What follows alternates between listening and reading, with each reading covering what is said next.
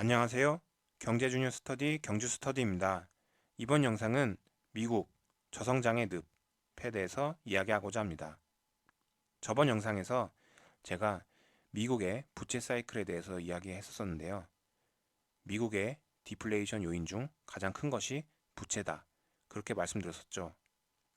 그리고 부채 말고 다른 요인으로 또 무엇이 있는지 한번 살펴보는 시간이 되겠습니다. 코로나 사태 이전에 이미 세계 주요국의 경기 동반 하강 전망은 있었습니다.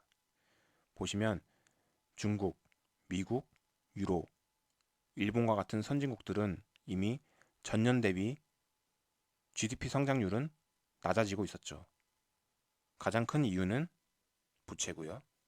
또 다른 요인으로는 바로 돈이 실물 경제로 들어가지 않았다. 이렇게 볼 수 있습니다. 보시면 MB랑 GDP는 계속 증가하고 있죠. 특히 금융위기 때 MB, 즉 중앙은행이 돈을 푼 양이 급격하게 증가하는 것을 볼 수 있습니다. 특히 코로나 때는 그 기울기가 더 급격히 상승하고 있죠. 근데 GDP는 그렇게 크게 상승하지 않는 것을 볼 수 있습니다. MB 대비 GDP를 봐도 1985년까지는 증가하지만 그 이후로는 하락하는 추세를 볼 수 있습니다. 이것은 중앙은행이 돈을 풀어도 GDP의 성장에 영향을 많이 미치지 못하고 있다. 이렇게 볼 수 있죠. 그리고 MB와 M2를 보시면 파란색 선은 MB고요. 빨간색 선은 M2입니다. M2는 시중의 유동성이라고 보시면 되고요. 이것은 인플레이션의 척도로 많이 이용되고 있습니다. 보시면 금융위기 때 MB가 급격하게 증가하지만 이 당시에 M2는 서서히 증가하는 것이 보입니다. 그리고 부채가 줄어들고 있었죠. 그렇기 때문에 이때는 인플레이션이 일어나지 않았었어요. 하지만 코로나 때 보시면 MB가 증가하고 있죠. M2가 증가하고 있었어요. 그리고 부채도 증가하고 있죠. 그렇기 때문에 이번에는 단기적으로 인플레이션이 올 수 있다. 이렇게 얘기했었고요. 이것이 계속적으로 이어질지는 한번 추이를 살펴보도록 해야겠습니다. 예, 이 그래프는 MB 대비 M2인데요. 아까 봤던 MB 대비 GDP와 거의 유사한 양상을 보이고 있습니다. 예, 보시면 중앙은행이 돈을 풀어도 그것이 시중의 유동성으로 많이 들어가지 못했다. 이렇게 볼 수 있죠. 또한 이 그래프를 보면 통화 유통 속도인데요. 이것은 M2 대비 GDP입니다. 1990년대 후반까지는 이것이 증가하고 있죠. 그러니까 돈이 실물 경제로 흘러 들어가고 있다. 이렇게 판단하시면 되겠고요. 그리고 그 이후에는 하락하는 추세죠.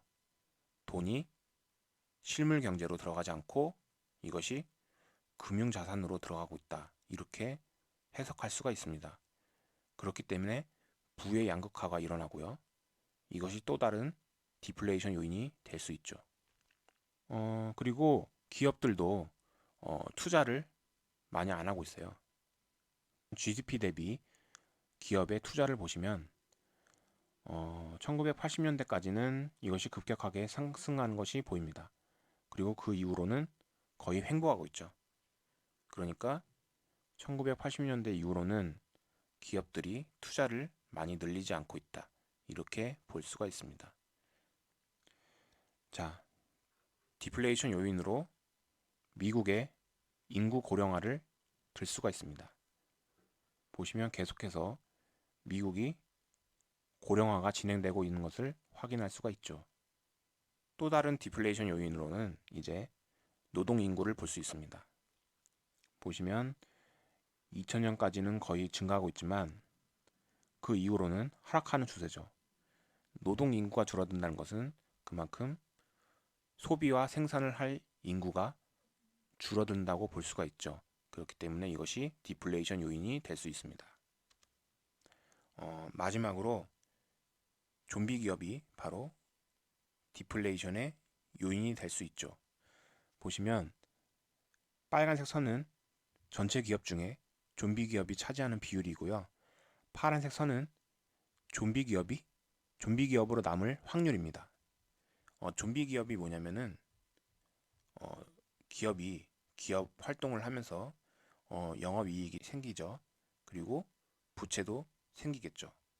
근데 그 부채를 영업이익으로 갚을 수가 없는 기업을 바로 좀비 기업, 한계 기업이라고 얘기합니다.